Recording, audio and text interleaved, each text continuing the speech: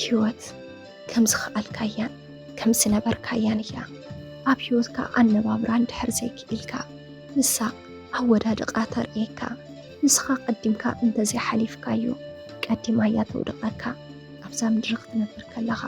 ብዙሓት ፈተናታት ከጋጥሙ ንብሩ እዩ ከም መጀመርቱ እውን ፈተናን ፀገምን ሓደ ኣካል ናይ ምንባር እዩ ግና ኸዓ ካብ ደቂ ሰባት ሓደ ነገር የድሊ እሱ እውን ንዘጋጥሙ ፈተናታትን ፀገማትን ከመይ ይሰግርዎ ዝብል እዩ ብዘጋጥሙኻ ፈተናታትን መከራታትን እንድሕር ደኣ ትውድቕ ኮንካ ግን ባዕልኻ ናብ ፀገም ትጥሕለለኻ ማለት እዩ ረኸብ ሰኣን ይመችኻ ይፀግምካ ብህይወት ክሳብ ዘለኻ ዓርስኻ ክትንከባኸብ ጥዕናኻ ክትሕሉ ኣለካ ኣብ ዝኾነ ይኹን ኩነታት ህይወት ብዛዕባ ነብስኻ ባዕልኻ እንተዘይሓሲብካ ማንም ብዛዕባኻ ዝሓስብ የለን ንነብስኻ ተኽብራ ባዕልኻ ኢኻ በዚ ኣተሓሳስባ እዚ ዝነብሩ ሰባት ኣመና ብዙሓት ኣለዉ ዘለዎም ህይወት ከይጨነቖም ንነብሶም ብምሕሳብ ዓርሶም ዝንከባኸቡ ፍጡራት ብዙሓት እዮም ካብዚኣቶም ሓንቲ ኤደን እያ ኤደን ማለት ብጣዕሚ ብሕንቃቐ ዝዓበየት ጓል ሔዋን እያ ወለዳ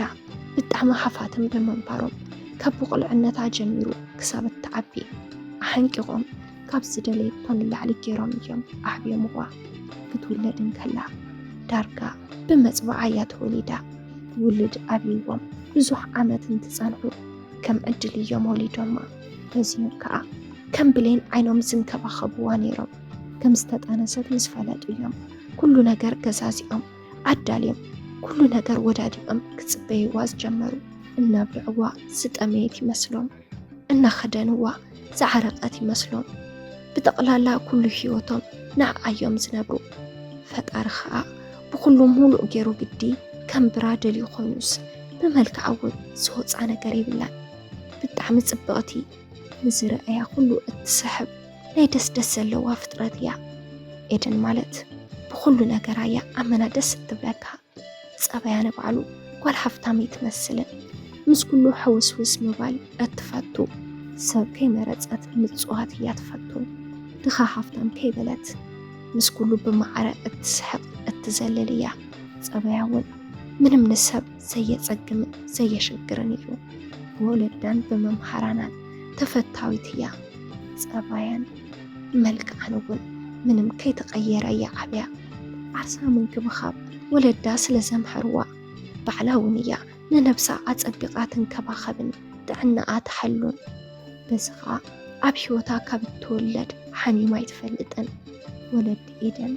ዋላ ዓብያ እንዳሓለወት ከምዛ ምንም ዘይትፈልጥ ቆልዓ እዮም ዝንከባኸብዋን ዝሓልዩላን ዓብያ ኩሉ ነገር ኣብ እትገብረሉ ሰዓት ከምዛ ምንም ዘይትፈልጥ ይመኽርዋ ምኽሪ ዝፅላዕ ነገር ኣይኮነን ወለዲ ኤደን ግን ሓንቲ ጓሎም ግዲ ኮይናስ ብጣዕሚ እዮም ዝስስዑላ ንሳ እውን ግን ንዓዓ ዘለዎም ፍቕሪ ስለትፈልጥ ካብ ናቶም ድሌትን ፍቓድን ወፂኣ ኣይትፈልጥን ኤደን ትምህርታ ምስ ወድአት ኣብኡን ከላያ ናብ ናይ ቦኣ ትካል ምስራሕ ዝጀመረት ካብ ቆልዓኣ ጀሚራ ናብቲ ስራሕ ቦታ እናተመላለሰት ስለ ዝዓበየት ብዛዕባ እቲ ስራሕ እኹል ዝኾነ ኣፍልጦ ነይርዋ እዩ ብዝነበራ ፀባይ እውን ኩሎም ሰራሕተኛታት ብጣዕሚ እዮም ዝፈትዋ ኣብቲ ስራሕ እውን ናይ ቦኣ ምኽትል ኮይና እያ ትሰርሕ ኩሎም ኣብቲ ስራሕ ቦታ ዘለዉ ሰራሕተኛታት ብጣዕሚ እዮም ዝፈትዋ ኣቦኣ ብስራሕ ምክንያት ካብ ዓድን ትወፅእ ሙሉእ ብሙሉእ ንሳ እያ ትሰርሖ ኣብዚ ግዜ እዚ ኤደን ቅልል ብዝበለ መንገዲ ነቶም ሰራሕተኛታት ንኽሰርሑ ትገብሮም ኣብዚ ሰዓት ንሶም ካብ ኣቦኣ ንላዕሊ ንዓ ኣይፈትዋ ዝኾነ ግዜ ኣቦኣ ብስራሕ ምክንያት ናብ ወፃኢ ዓዲ ኸይድ እሞ ዘድልዮ ስራሕቲ ኩሉ እንዳሰርሐ እናሃለወ ከም ኣጋጣሚ ናይ ወፃኢ ሓደ ትካል ምስ ትካሉ ክሰርሕ ድሌት ከም ዘለዎ ይገልጸሉ ኣቦ ኤደን እውን ሰናይ ፍቓዱ ገሊጹ ብዛዕባ ትካሉ ዘድሊ ሓበሬታ ምስ ኣቕረበ ናይቲ ናይ ወፃኢ ትካል ተወካሊ ነቲ ናይ ኣቦ ኤደን ትካል ንኽጉብኒ ንኽልተ ወርሒ ናብ ውሽጢ ዓዲ መፅእ እዚ ንኽዕዘብ ዝመፀ በረከት እዩ ዝበሃል ብትውልዱ ኢትዮጵያውን ትኸውን ብስኮላርሽፕ ዕድል ተጠቒሙ እዩ ናብ ወፃኢ ዓዲ ወፂኡ ኣብኡ እውን ከዓ ትምህርቱ ብፅቡቅ ወዲኡ أفتح ዝሰርሐሉ ትካል ክሰርሕ ጀመረ ናብ ዓዱ ተመሊሱ ነቲ ናይ ቦ ኤደን ትካል እንትዕሰብ ናይ ምጉብናይ ነቲ ስራሕ ናይ ምርዳእ ሓላፍነት ዝተዋሃባ ኤደን ባዕላ እያ ነይራ ብዛዕባ ትካሎም ብሓፈሻ ኩሉ ነገር ኣብ መዓልታዊ ምንቅስቃሶም እትሕብሮ ንሳ እያ በረከት ናብ ዓዲ ካብ ዝመፅእ ብዙሕ ዓመታት ኣቁፂሩ ስለ ዝነበረ ነቲ ዓዲ ዳርጋ ረሲዕዎ እዩ ኩሉ ነገር ተቀያይርዎ ስለ ዝነበረ ጎና ጎኑ እውን ነቲ ዓዲ ኣብ ምጉብናዩ ግዚኡ ዘሕልፎ ነይሩ ነቲ ዓዲ እንዳጎብነየት ደስ በሃሊ ግዜ ንኸሕልፍ እትሕግዞ ዝነበረት ኤደን እያ በረከት ካብ ዝመፅእ ኣትሒዛ ካብ ጎኑ ኣይተፈለየትን ንጊሑ ክሳብ ዝመሺ ምስኡ እያ ናይ ክልቲኦም ፀባይ ተመሳሳሊ እዩ ምስ ሰብ ናይ ምርዳእ ዓቕሞም ብጣዕሚ ፍሉይ ብፍላይ ኤደን ካብ ብቁልዕነታ ሒዛቶ ዝዓበየት ፀባያ ምስ ዓበየት እውን ብጣዕሚ ጠቒሙዋ ምስ በረከት እውን ዕለታውን እናተራኸቡ እንትኸዱ ብጣዕሚ እንዳተላመዱ ይኸዱ እሞ ቅርቦም እንዳሰጠመ ይኸይድ በረከት ማለት ብዙሕ ዓመት እዩ ኣብ ደገ ተቐሚጡ ግን ከዓ ኣብ ሂወቱ ምንም ናይ ፍቕሪ ሂወት ኣሕሊፎ ይፈልጥን ብዙሓት ዲያስፖራ ምዃኑ ፈሊጠን ክዕልልኦ ክቐርብኦ ይፍትናየን እንተንሱ ግና ስራሕን ጥራሕ እንዳሓሰበ ናብ ፍቕሪ ዓለም ዝበሃል ኣይኣትዎን ኤደን እውን ልክዕ ከምኡ እያ ናብ ትምህርትን ስራሕን እንዳትኮረት ፍቕሪ ዝበሃል ነገር ይጣዕመቶን እያ ክልቲኦም ግን ካብ መዓልቲ ናብ መዓልቲ እንዳተቀራረቡ እንትኸዱ ብደንብ ተላመዱ ንሳ ጓል ሃፍታም ንሱ ዲያስፖራ ስለ ዝኾኑ ኣብ ዝነበሮም ምንቅስቃስ ኩሉ ምንም ጎደሎ ዝበሃል ነገር ኣይነበሮምን ኩሉ ነገር ምቹው እዩ ነይሩ መቸም ኣብ ፍቕሪ ገንዘብ እንተሓልዩ ዝበዝሕ እዩ ስሙር ዝኾነልካ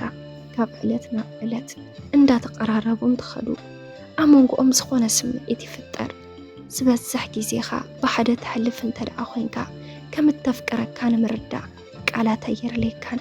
በረከትን ኤደንን እውን ልክዕ ከምዚ ቀስ ብቐስ ናብ ፍቕሪ እንተኣትዉ ከም ዝተፋቐሩ ብቃል ዘይኮነስ ብግብሪ ተገላሊፆም ዝኾነ ሰዓት ድራር ክንበልዕ ኢሎም ብሓደ ወፅሞ ጽቡቕ ግዜ እንዳሕለፉን እንተምሽዩ ክልቲኦም ክፈላለዩ ይደለዩ ድራሮም በሊዖም ሓደ ክልተ ክንብል ኢሎም ናብ እንዳ መስተ ወፂኦም ከይሓሰብዎ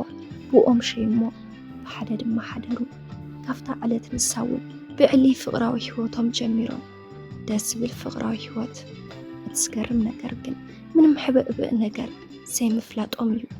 ብዛዕባ ናይ ክልቲኦም ፍቕራዊ ርክብ ኣቦኣ ከይተረፈ ይፈልጥ እዩ ኣመና ደስ ኢልዎ ዝምለሰሉ ግዜ እንተኣክል ኣቦኣን ኤደን ናብ ናይ በረከት ስራሕ ደውሉ ሓደ ወርሒ ንክውሰኸሉ ሓቲቱ ፍቃድ እንትረክብ ኣብ ውሽጢ ሓደ ወርሒ በረከት ምስ ሊድያ ስነ ስርዓት መርዓ ፈፂሞም ናብ ሓዳሮም ኣተው ድሕሪ ሓደ ወርሒ እውን በረከት ናብ ስርሑ ተመለሰ ንሳ ኣብ ውሽጢ ዓዲ ንሱ ኣብ ወፃኢ ዓዲ ኮይኖም እንትነብሩ ክልቲኦም ብፍጹም ምትእምማን ንኸባቢ 10 ዓመት ፀንሑ እሳ እንትትምርዖ እንተላ ጓል 30 ዓመት እያ ነይራ ድሕሪ 10 ዓመት 40 ዓመት መለአ ዋላ እኳ ዕድሚኣ 40 ተመለአት ከምኡ ዝገበረት ግን ኣይትመስልን ነብሳ ብጣዕሚ እትንከባኸብ ሰሪሓ ብግዜ ወዲኣ ሙሉእ ግዚኣ ፅባቐ ኣብ ምሕላው ቅርፃ ኣብ ምስትኽኻል እያ ተሕልፎ ኩሉ ስርአያ ወዲ ተባዕታይ ጓል 40 ዓመት ዘይኮነት ትመስሎ ጓል 25 ዓመት እያ ትመስል ግና ከዓ ኣብ ሓዳራ እምንቲ እያ ሸሕ ግዜ ትፀብቕ ሸሕ ግዜ ብሰብ ተደላይት ትኹን ግን ኣብ ልዕሊ ሓዳራ ምንም ክሕደት ኣይትፈፅምን በዓል ገዝኣ እንዳመፀ ምስኣ ንቁሩብ ግዜ ግዚኡ ኣሕሊፉ ይምለስ እዚ ኩሉ እንትኸውን ግን ከይጠነሰት ከይወለደት 40 ገዛ ኣትወት ኣብዚ ግዜ በይና እናነበረት ስለ ዝድብራ ንጓል ሓትናኣ ምስኣ ንኽትነብር ፀውዐታሞ ብሓደ ክነብራ ጀመራ ጓል ሓትናኣ ዕድሚኣ ጓል 27 ዓመት እያ ግና ክልቲአን እንትረኣያ ማዕረየን ዝመስላ ክልቲአን ብሓደየን ፍትሕ ዝብላ ነይረን ምሸት እንዳወፃ ይሰትያ ኣብ ገዝአን ብሓደ ቡን እንዳሰትያ ጽቡቕ ሂወት ይነብራ ኣብዚ ግዜ ግን እታ ጓል ሓትናኣ ዘምፀታ በቃ ደገ ትብል ኣብ ደገ ተማሺ ብዙሓት ኣዕሩኽትን መሓዙትን ዘለዋ እያ። በዚ ምኽንያት ድማ ኣብዛሓ ግዜ ደገ እያ ተምሺ። መስተ ትፈቱ እያ። ርጉእ ቁሱን ህይወት የብላን። በዚ ምኽንያት እውን